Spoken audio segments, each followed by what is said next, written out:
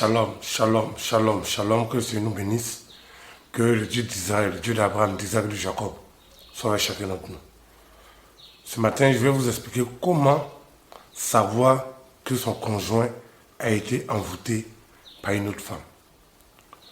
Voyez-vous, l'envoûtement n'est pas quelque chose qui est facile à détecter. Souvent, lorsqu'il y a une situation, on s'imagine énormément de choses. C'est vrai que dans chaque couple, il y a des hauts, puis il y a des bas. Il y a des situations qui peuvent arriver. Mais ce sont des choses qui peuvent se régler progressivement. Mais le véritable problème est que lorsqu'il y a un problème dans un couple qui est lié à la sorcellerie, à l'envoûtement, au mauvais sort et autres, là, ça devient plus compliqué. Le problème devient spirituel. Et quand le problème est spirituel, c'est spirituellement que nous pouvons régler ce problème. Mais le problème le plus grave et le plus important, c'est le problème de l'envoûtement. Comment reconnaître que ton mari ou ton conjoint a été envoûté par une autre femme? D'abord, il y a des moyens humains par lesquels on peut détecter cela. C'est-à-dire qu'il y a un manque d'attention, il te néglige, pour un peu, tout devient palable, etc. Ça, ce sont des moyens physiques. Mais ça ne veut pas forcément dire qu'il y a un envoûtement.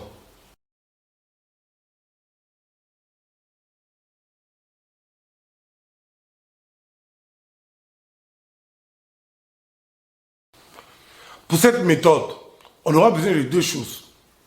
Le psaume 121 et nous aurons besoin aussi d'un drap. Donc là, j'ai un drap à portée de main. Il y a un drap à portée de main. Donc ensuite, le psaume 121. Comment vous allez procéder en tant qu'enfant de Dieu, enfant d'Israël, pour savoir, pour détecter que votre conjoint est sous envoûtement?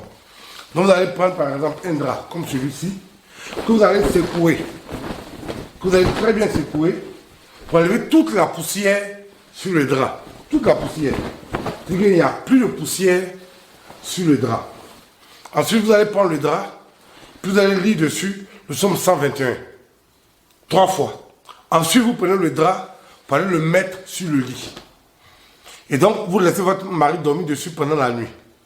Lorsqu'il finit de dormir sur le lit, alors, à son réveil, lorsqu'il va partir au travail, vous allez prendre le drap encore et regarder. Normalement, si votre mari a été envoûté, vous allez retrouver des grains de sable ou de la poussière sur le drap. Parce que l'envoûtement détruit l'épiderme de la peau. Quelqu'un qui est envoûté, son corps ressent l'envoûtement.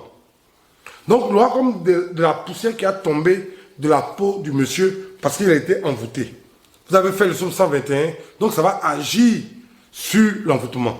Donc, s'il est couché sur le drap, le matin, vous allez retrouver de la poussière, de la poudre sur le drap.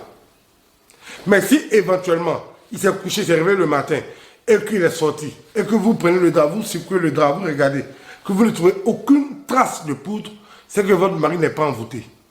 Mais si vous prenez le drap, comme ça, vous prenez le drap et vous regardez dessus attentivement, vous essayez de pousser, vous regardez au milieu. Voici, il y a de la poudre, bien de la poussière, ou bien des résidus, c'est que votre mari a été envoûté par une autre femme. À partir de ce moment-là, vous pouvez utiliser des moyens pour le désenvoûter, pour avoir la paix dans votre foyer.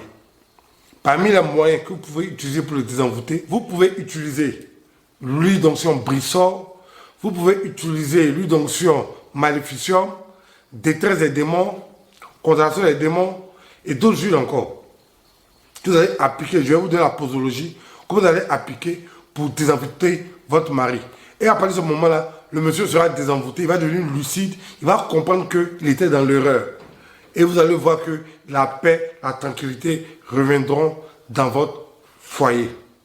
N'hésitez pas à vous abonner à ma chaîne YouTube pour ne manquer aucun secret spirituel. Shalom.